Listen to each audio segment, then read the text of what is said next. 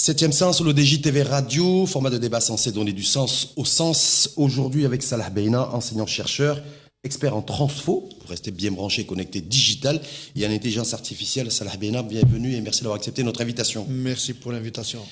Profil idoine, et on ne pouvait pas avoir mieux comme profil aujourd'hui avec vous, par rapport à, pour revenir en détail sur ce qui s'est produit au niveau, sur le terrain technologique mondial, avec, on ne sait pas si on doit qualifier ça de revers politique et technologique pour Donald Trump et la nouvelle administration de Trump, ou saluer le coup de maître de la Chine par rapport à ce qui s'est passé avec le géant américain qui a été supplanté par un autre géant, on peut le considérer comme géant chinois.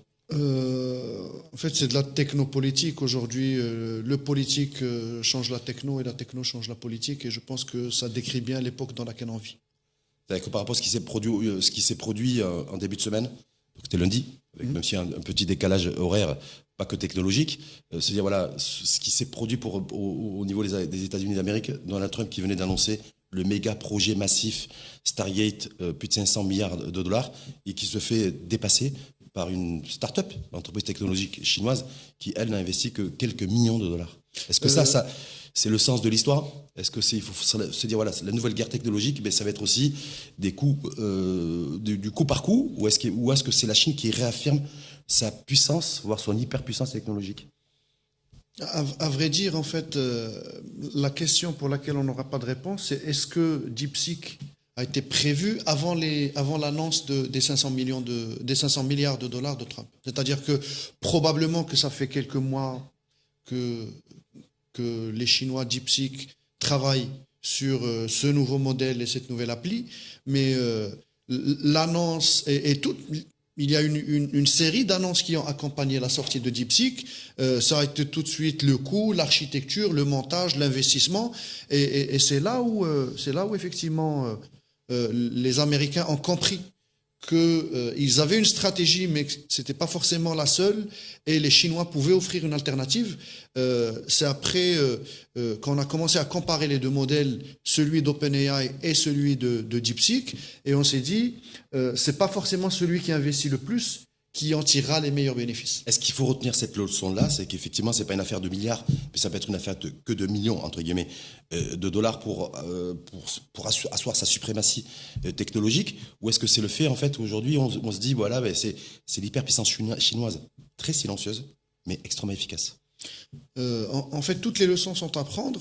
D'abord, alors qu'on pensait que le modèle de l'IA générative était un modèle très coûteux, beaucoup d'investissements, des microprocesseurs Blackwell, GPU de chez Nvidia. D'ailleurs, Elon Musk en avait acheté 100 000. Il avait acheté 100 000 Blackwell qui coûtent 90 000 dollars chacun. Donc, même Elon Musk aujourd'hui pourrait se dire... il y a peut-être moyen de faire avec beaucoup moins cher pour avoir la même chose. Donc ça d'une part. D'autre part, le coût, on va dire politique, le positionnement sur l'échiquier technologique très high-tech de l'IA générative. La Chine était considérée comme un satellite du sujet, même si ça fait quelques années quand même que le combat États-Unis-Chine a pris place. Aujourd'hui, la Chine se positionne comme un réel compétiteur et le combat qui commence en 2025, qui est le leader mondial de cette IA générative? Il y a un modèle américain, maintenant on le sait et c'est clair, il y a un modèle chinois. Aussi puissant? Est-ce que le modèle chinois, selon vous, Salah Beina, est aussi puissant que le modèle technologique américain qu'on nous a présenté, ne serait-ce que sous le couvert et sous le voile de Stargate? Si vous considérez qu'il est 10 fois moins cher, voire même plus, moi je dirais que à compétence égale, il est plus puissant. Plus puissant? Ah ouais. Plus puissant parce qu'il a démontré qu'effectivement, sur la nouvelle application, téléchargement, parce que c'est quand même incroyable, alors c'est vous le spécialiste et l'expert, c'est-à-dire asseoir une application, concevoir une application technologique, Apple Store, qui a été la plus téléchargée sur une plateforme américaine. Moi, je parlerai au-delà de l'application, parce que l'application ne fait que faire appel au moteur qui se trouve derrière et au modèle qui, lui, est open source. Donc, il y a l'histoire de l'open source. N'importe quel organisme peut télécharger, tester, fabriquer des solutions sur la base du modèle DeepSeek. Ça, d'une part, donc open source, et surtout, qui est moins gourmand en ressources, qu'on peut faire tourner sur des machines moins puissantes. Et donc, toute l'infrastructure, toute la logique, je rappelle tout juste qu'il y avait un chiffre qui a circulé à un moment donné, c'est que pour l'Europe, en tout cas la France, 75% des data centers que possède la France ne sont pas compatibles avec l'IA générative. Ça, c'est ce qu'on avait dit à une époque. Maintenant, la question qui se pose, c'est quelle IA générative? L'américaine, peut-être pas, mais la chinoise est une option. Et en même temps, Stargate sur les data centers, Stargate prévoit la construction et la création de 20 data centers massifs pour répondre aux besoins et aux attentes de Stargate. Est-ce que là aussi, vous pensez que les Américains et que les géants du net vont faire une petite pause technologique pour se dire effectivement ces data centers, on n'a peut-être pas forcément besoin d'investir aussi massivement? En fait, quand vous dites data center, vous dites d'abord infrastructure IC, mais aussi infrastructure énergétique qui les alimente. On cache que derrière chaque data center, il y a une mini centrale nucléaire qui tourne, probablement même pas mini, bien bonne, bien grosse. Et donc, aujourd'hui, le modèle américain, gourmand en infrastructure, gourmand en énergie, il a face à lui un modèle, on va dire low cost, il faudra l'appeler comme ça, low cost, pas très gourmand en énergie, et qui produit la même performance. Donc why not? Pour vous, les Américains, ils vont continuer sur leurs data centers qui sont hyper gourmands, où c'est de l'argent qu'on crame et qu'on brûle, et puis hyper polluant. Vous pensez qu'ils vont réajuster l'offre et le modèle en matière de data center dans le cadre du projet et de la vision Stargate? Polluant, apparemment, ce n'est plus un souci pour les États-Unis parce que sur le retrait de l'accord de Paris, ils commencent à sortir des accords, ils commencent à sortir et à se dire finalement le changement climatique, c'est même peut-être pas une vérité. Alors polluant, c'est pas leur souci, mais très gourmand en milliards de dollars, il est comme ça le modèle américain. Et maintenant, à part si l'objectif c'est vraiment de brûler de l'argent, non, il y a une option, il y a peut-être d'autres options. Et d'ailleurs, on l'a constaté quand l'annonce de DeepSeek et ses performances ont été publiées, d'ailleurs les articles sont accessibles, etc. Nvidia a perdu en début de semaine 500 milliards de dollars. 567 milliards de dollars, effectivement. Toute cette industrie qui s'est montée sur de la spéculation, Nvidia est leader mondial. Des semi-conducteurs et des semi-conducteurs et de la technologie, parce que effectivement ils avaient des GPU ultra performants, c'était les seuls qui étaient capables de pouvoir tourner des modèles surpuissants. Aujourd'hui, Nvidia peut se faire concurrencer par des fabricants de puces moins performantes, certes, mais pourquoi faire aussi performant s'il y a des modèles moins gourmands? En tout cas, DeepSeek, c'est selon le coût d'investissement de ce qui a révolutionné, ou en tout cas qui a mis par terre les géants du net de la Silicon Valley, c'est 5,6 millions de dollars. Voilà. En même temps, suite effectivement, parce que la bourse donc a dévissé aux États-Unis, le géant américain a perdu, je crois qu'il y a une décote autour de 17 ou 18% de pertes. Jusqu'à hier, c'était 18%. 18% net.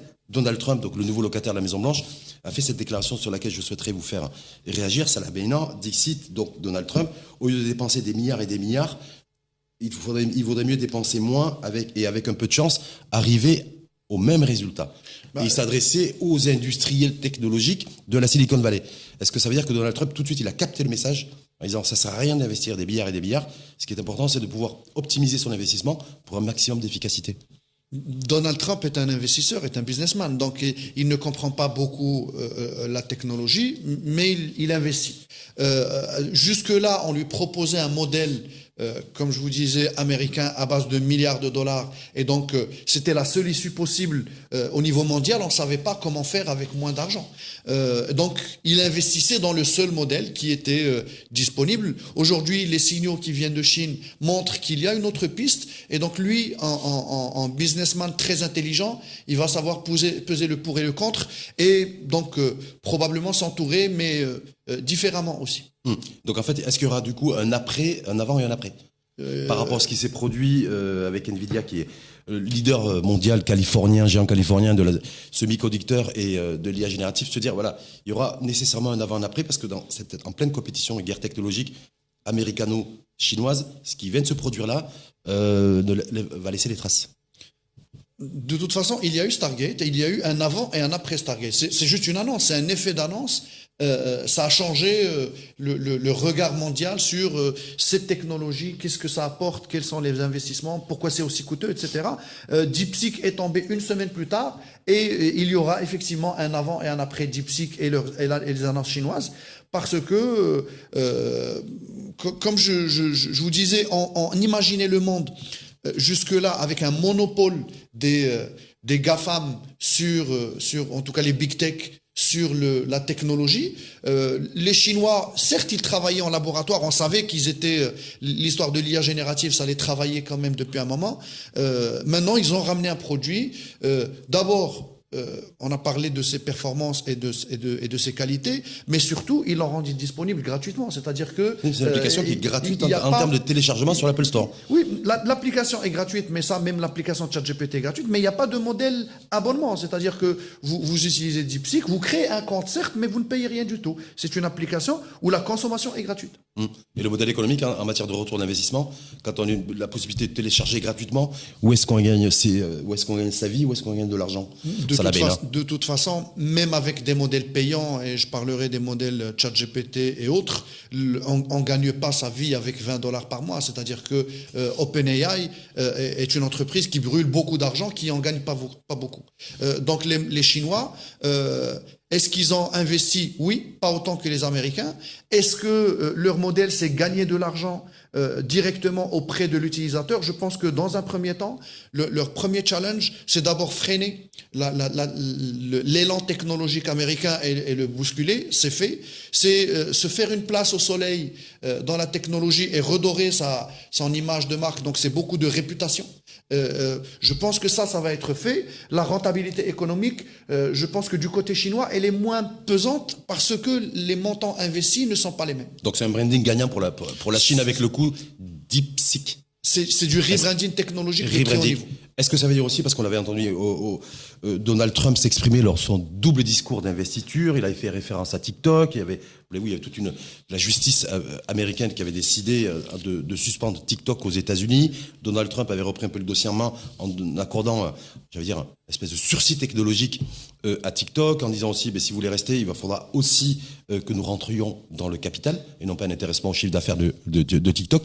Avec ce qui vient de se produire là, est-ce que ça change la donne ou pas? Parce que on avait les regards focus sur la guerre américano-chinoise technologique que sur TikTok en termes d'appli. Est-ce que là, le regard est différent? Non, pas que sur TikTok. Moi, j'aimerais rappeler que pendant le premier mandat de Donald Trump, l'ennemi, c'était la 5G et c'était Huawei. Donc, il faut avoir un peu de mémoire pour se souvenir que Donald Trump était dans cette logique bataille sino-américaine depuis maintenant plus de 10 ans, parce qu'il avait arrêté l'installation des antennes 5G aux États-Unis. Il avait même forcé que les Européens, en tout cas certains Européens, suivent cette logique et donc on freine la technologie 5G chinoise. Je pense que là, le revers vient d'arriver des États-Unis, de la Chine, pardon. La Chine vient de montrer au monde qu'il faut peut-être freiner l'investissement dans la technologie IA américaine. Donc ça fait un partout. Sauf qu'en même temps, ça l'amène un partout, balle au centre. C'est ce qu'on dit pour les sportifs et pour les amateurs de foot. Mais en même temps, on doit s'attendre à une revanche ou une réaction, en tout cas, me semble-t-il, américaine. Je vois difficilement en fait Donald Trump, Elon Musk, même si on reviendra effectivement sur l'absence notable d'Elon Musk à la fois sur Stargate et puis à la fois, il n'a pas pris la parole d'ailleurs sur ce qui vient de se produire avec DeepSeek. Mais est-ce que les États-Unis d'Amérique ont les moyens, selon vous, ils vont devoir réagir très rapidement parce que c'est peut-être un affront qui est vécu par Donald Trump? Moi, je pense qu'il faut avoir le sang-froid et le temps pour observer ce qui se passe parce que l'histoire de l'IA et les Chinois et les Américains, c'est pas nouveau. Je rappelle que l'un des premiers effets de com de l'intelligence artificielle, c'était le jeu de Go, où Google et donc le camp américain avait porté une solution qui était AlphaGo pour battre des Chinois, des champions du monde chinois, sur un jeu chinois. Donc ça, les Chinois l'ont perçu comme un premier affront. Et donc, c'est une longue bataille. Il y a eu le Go, il y a eu aujourd'hui DeepSeek, c'est une nouvelle action sur le marché. Il y a eu ChatGPT un peu avant. Et donc, il faut avoir le temps pour observer. C'est une bataille qui ne se gagnera pas en quelques mois. C'est la bataille du 21e siècle qui est bien lancée en ce moment. On faisait référence à Elon Musk, absent de l'écosystème, de toute la com à l'américaine gigantissime lors de la présentation de Stargate et les 500 milliards de dollars d'investissement, en tout cas annoncés. Quelle est votre lecture à ce niveau-là? Est-ce que on s'est dit, on a du mal à comprendre pourquoi Elon Musk n'est pas à côté, à droite ou à la gauche de Donald Trump? Et par rapport à DeepSeek et ce qui vient de se produire là, est-ce que du coup, il se frotte plus les mains que ne se frottent les mains les initiateurs et les artisans de Stargate? Alors, le binôme Trump-Musk est assez intéressant à étudier parce que ils ne sont pas forcément d'accord sur tous les points. Ça arrive qu'ils aient des points d'entente et donc on les voit présents tous les deux. D'ailleurs, ça a été le cas pendant toute la période des élections de Trump où Musk était parfois même le seul allié de Trump. Moi, je pense que s'il n'y avait pas eu la plateforme X, Trump aurait eu beaucoup de mal à remporter ses élections. Donc X a été la plateforme qui a porté une bonne partie des électeurs, de la communauté et des messages de Trump. Et donc, il a quand même gagné grâce à Musk, ce qui explique que il lui doit quand même quelque chose. Et Musk va profiter de cette période Trump. Par contre, Trump aussi, enfin politicien, ne va pas s'entourer que de Musk. Il va aussi montrer que Musk n'est pas irremplaçable. Et c'est là où il va se positionner aussi auprès de ce qu'on peut appeler les anciens amis, mais les nouveaux ennemis de Musk, Altman par exemple. Parce que je rappelle que Musk et Altman, ils ont commencé ensemble. C'est une relation. Ouais. C'est une relation qui a commencé dans OpenAI parce que ils ont créé un peu le projet ensemble. Mais par la suite, Musk a créé la scission au sein d'OpenAI. Il est sorti. Et depuis qu'il est sorti, il n'arrête pas de reprocher beaucoup de choses à la stratégie OpenAI, notamment que au départ OpenAI devait être une entreprise pas forcément commerciale, donc avec un grand bagage, on va dire non-profit. Mais Altman en a fait une machine de rentabilité qu'il n'a pas réussi à trouver. Donc il y a une certaine, on va dire, animosité entre les deux. Animosité entre les deux, arbitrage de Donald Trump pour Stargate, c'est Altman, c'est pas Elon Musk. Il s'affichera tantôt avec celui-là et tantôt avec l'autre parce que Trump, comme je vous ai dit, comme il n'est pas le cerveau technologique de cette bataille, il voudra avoir les deux avec lui. Mais est-ce que ça veut dire qu'Elon Musk, selon vous, il se frotte plutôt les mains par rapport à ce qui vient de se produire avec DeepSeek qui met à genoux les géants de la tech? Est-ce qu'on peut dire ça? On peut dire, non, je sais pas si, est-ce qu'on peut dire que DeepSeek a mis à genoux les géants de la tech de la Silicon Valley? Je ne sais pas si le genou il a touché le sol, mais il y a un fléchissement en tout cas. Mais il y a eu un fléchissement, mais ça fait les affaires d'Elon Musk, selon vous? Musk était content quand Donald Trump avait annoncé les 500 milliards d'investissement et Stargate. Enfin, il était content avec un peu de sarcasme. Parce qu'il avait lancé à Altman, vous n'avez pas les 500 milliards d'investissements. Donc, il était déjà dans la confrontation. Alors là, quand il voit arriver les Chinois et DeepSeek, il doit sourire, si c'est pas pleinement, à moitié. En tout cas, politiquement, est-ce que d'un point de vue technologique, Monsieur Tesla, Monsieur SpaceX aussi se dit peut-être que les Chinois sont aussi capables de me faire à moi ce qu'ils viennent de faire aux géants de la tech, et notamment Nvidia, leader en semi-conducteurs IA? Technologiquement, la tentation est là, parce qu'en fait, oui, il va être tenté d'aller voir les Chinois, mais politiquement, il ne pourra pas, parce que Trump reste quand même le grand ennemi des produits chinois et de la politique chinoise. Donc, s'il va vers les Chinois sans accord, sans acquisition, sans achat, sans cadre, il risque de se griller auprès de Trump. Donc, il va falloir le jouer vraiment très touchy. Mais là, est-ce qu'on se retrouve aujourd'hui avec une politique et technologie et politique, avec l'administration de Donald Trump, son deuxième mandat? au cœur du projet et de la vision politico-américaine. Comme je le disais, ça a commencé dans le premier mandat. On vit dans une époque où la technologie est partout. Elle fait le business, mais elle fait aussi la politique. Moi, je citerai peut-être une citation du patron de Netflix qui disait il faut qu'on s'occupe de HBO avant que HBO s'occupe de Netflix. Je pense qu'aujourd'hui, entre tech et technologie, il faut que, avec toutes les problématiques de régulation, la position européenne, etc., les big tech sont dans une logique. Il faut que la technologie s'occupe de la politique avant que la politique ne s'occupe de la technologie. Dérégulation, vous avez dit, employé le terme sur lequel je voudrais rebondir, Salah Beina. En tout cas, le projet politico-technologique de l'administration de Donald Trump, c'est l'hyper-dérégulation. Est-ce que ça va être, c'est effectivement une force de frappe qu'ont les Américains par rapport au reste du monde?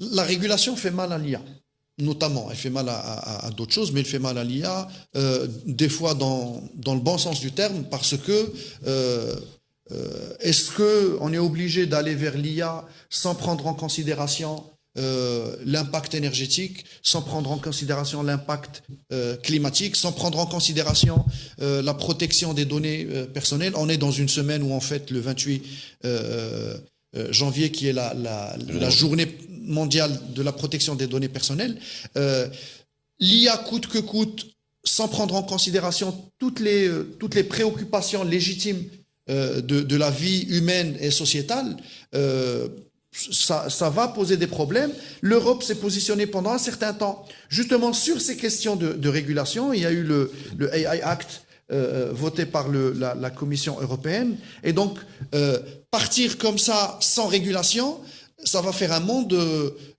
pas forcément très joli à voir. Est-ce que c'est pas ce monde-là qui est face à nous aujourd'hui, avec une vision futurologique, future et technologique, donc futurologique, où effectivement c'est une redéfinition de la liberté d'expression. On a vu le CEO de Meta, Mark Zuckerberg, annoncer le fait que c'est la fin du fact-checking, donc chacun pourra dire ce qu'il pense, ce qu'il veut, quand il le souhaite sur les plateformes technologiques. Est-ce que c'est pas ce projet politique qui est face à nous aujourd'hui, que certains ne voient pas et que certains font mine de voir?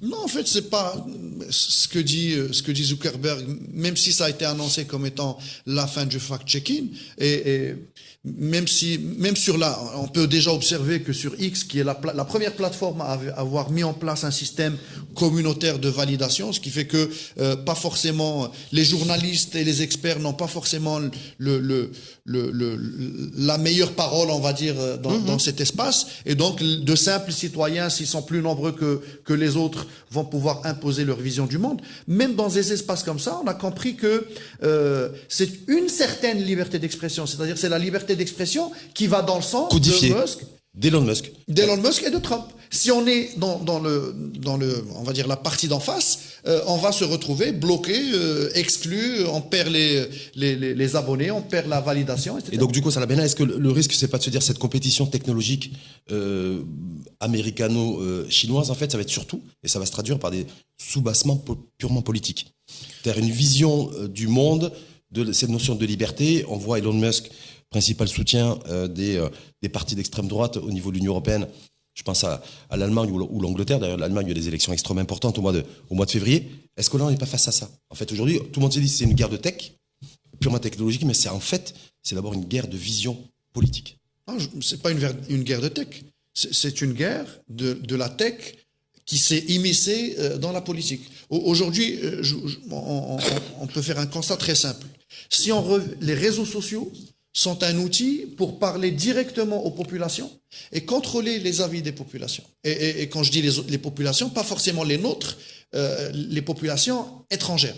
Alors que jusque-là, avant l'apparition de ces plateformes, aucun président, gouverneur, gouvernement, aucun grand de ce monde ne pouvait s'adresser aux populations d'un pays voisin. Et on voit ce qui se passe, ce qui s'est passé dernièrement avec le Canada, avec Greenland, avec le Panama, etc. On peut faire passer des messages et voire même monter des vagues uniquement en contrôlant les plateformes. Et donc Trump, en bon politicien, va vouloir tirer profit de cette opportunité de parler aux populations, de contrôler les populations, y compris si c'est contre leur propre gouvernement. Et donc, du coup, les conditionner. Est-ce qu'on va se retrouver aujourd'hui, on est plus de 8 milliards sur Terre, et puis il y a une croissance démographique qui va faire qu'on va monter en charge, où en fait, effectivement, il y a un vrai danger qui pèse aujourd'hui sur le devenir des consciences, des cerveaux, du mode de fonctionnement de l'ensemble des populations, notamment chez nous. On est passé par une technologie à but commercial, et donc l'IA utilisée pour vous recommander des produits, pour vous recommander des films, etc. Ça, c'était une époque, et je pense que c'est une époque qui continue d'être là. Les exemples que j'ai cités continuent d'exister, mais aujourd'hui, on est sur des projets qui contrôlent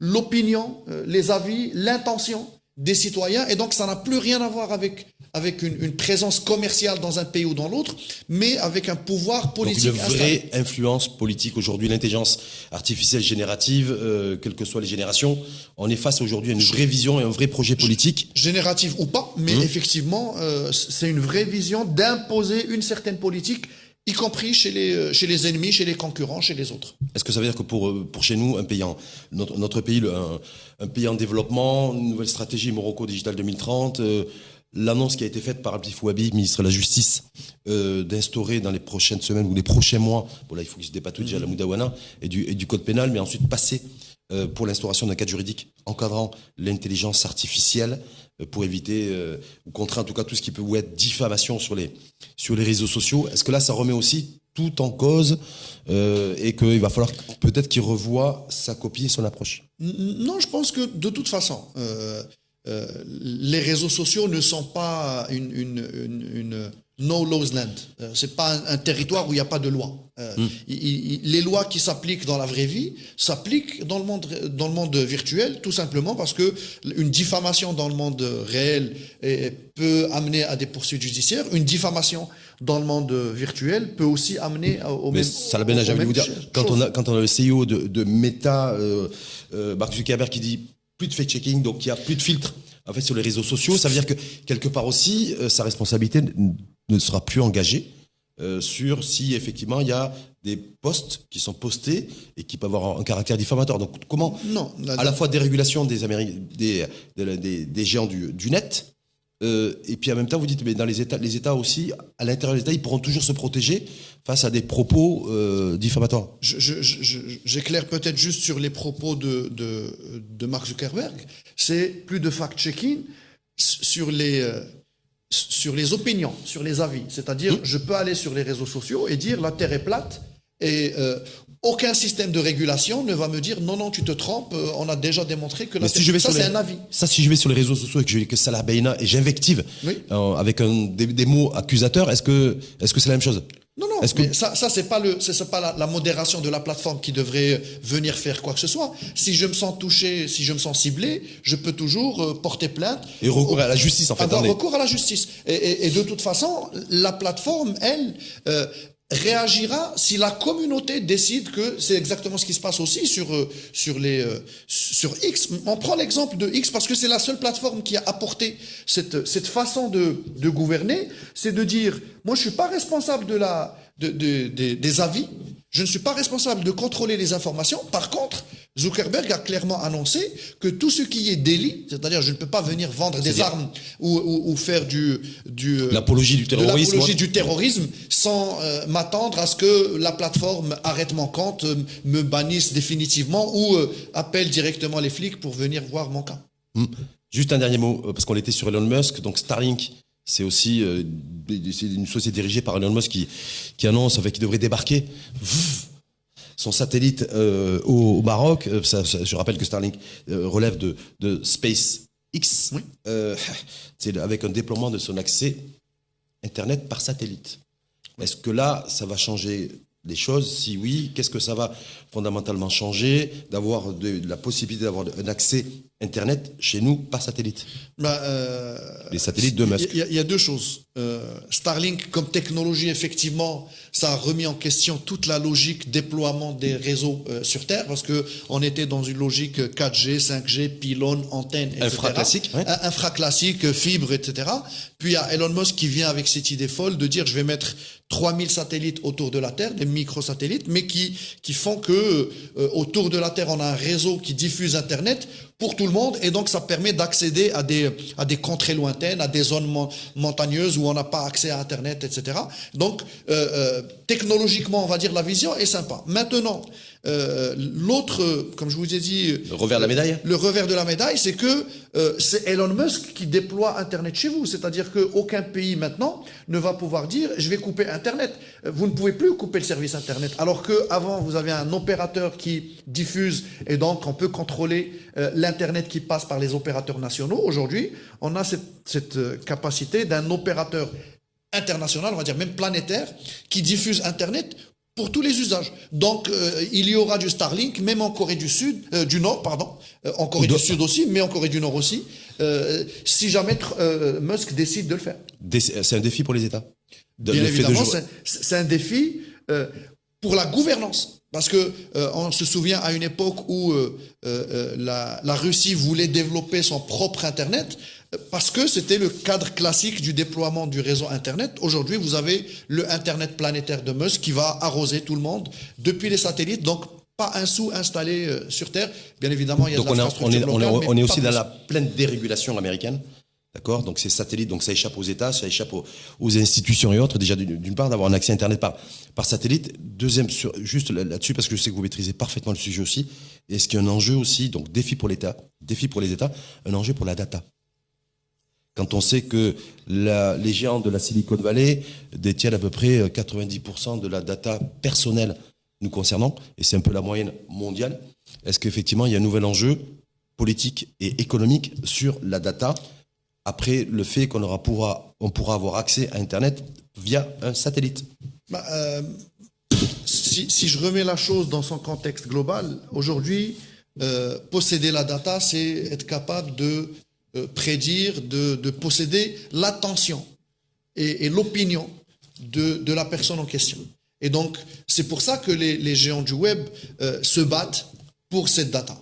Maintenant, et d'ailleurs TikTok, le combat, on l'a pas cité, mais le combat TikTok, Facebook, parce que c'est comme ça que ça a commencé. Je rappellerai juste peut-être que c'est Mark Zuckerberg qui avait soufflé le premier à Trump qu'il fallait arrêter TikTok parce qu'il venait concurrencer. Et parce il captait de la data. Parce qu'il captait l'attention, surtout le cerveau disponible des citoyens américains. Qui échappait à Facebook, mais qui était pris par TikTok. Et donc, c'est Zuckerberg qui a dit à Trump, à un moment donné, dans le premier mandat, qu'il fallait arrêter TikTok. D'ailleurs, vous avez vu que Trump a changé d'opinion pour faire mal à Zuckerberg, parce que c'était ça. Zuckerberg, et puis il a dit aussi publiquement lors de son discours d'investiture que TikTok lui avait permis aussi de gagner les élections, puisqu'il avait réussi aussi à séduire et à convaincre une partie de la jeunesse américaine qui avait voté pour Donald Trump grâce à TikTok. Il y a au moins 100 millions d'utilisateurs américains sur TikTok. Donc c'est des votants, c'est des citoyens, on va pas s'en passer, sachant que la politique de Trump pour ces élections, ça a été tous contre les médias standards. Vous vous rappelez de Trump qui annonçait devant tout le monde fake news. Pour remonter à la Maison-Blanche, il s'est mis à dos tous les médias classiques. Traditionnels. Hein. Et il est passé par les blogs, par les vlogs, par les différents canaux de jeunes. D'ailleurs, c'est pour ça qu'il a remercié son fils Barron, parce que c'est lui qui a piloté cette campagne sur les réseaux. Et donc, effectivement, il y a un enjeu data. On dit souvent que l'économie de la data, c'est ce qui décrit le monde dans lequel on vit. Je rappellerai juste que pendant la phase économie du pétrole, il y a des guerres qui se sont faites pour du pétrole. On n'est pas loin d'arriver à des guerres qui vont se faire pour de la data. Avec peut-être sous l'impulsion d'Elon Musk et de son Starlink. Mais il y a des va-t-en-guerre qui sont différents. On voit ce qui s'est passé dernièrement avec John Bolton, qui a été écarté de l'administration américaine. Ce qu'on appelait à l'époque de Bush les faucons de la politique américaine. Aujourd'hui, ils sont différents. C'est les géants de la tech qui sont va-t-en-guerre aujourd'hui. Ils sont transformés. Donc les va-t-en-guerre, les faucons d'hier, c'est les humanoïdes d'aujourd'hui. Exactement. Merci infiniment, Salah Beina, pour cet éclairage dynamique et surtout d'avoir donné du sens là où on a parfois du mal à trouver des sources pour mettre du sens dans aux choses parce que tout va tellement vite. que c'est important aussi de faire des petites pauses et d'avoir la possibilité aussi, au travers de ce format 7e sens, de mettre du sens là où il faut mettre du sens. Parfait. Merci à vous et à très bientôt. Merci pour l'invitation. 7e sens, à suivre sur la chaîne l'ODJ TV et à réécouter sur R212, la web radio des Marocains du monde.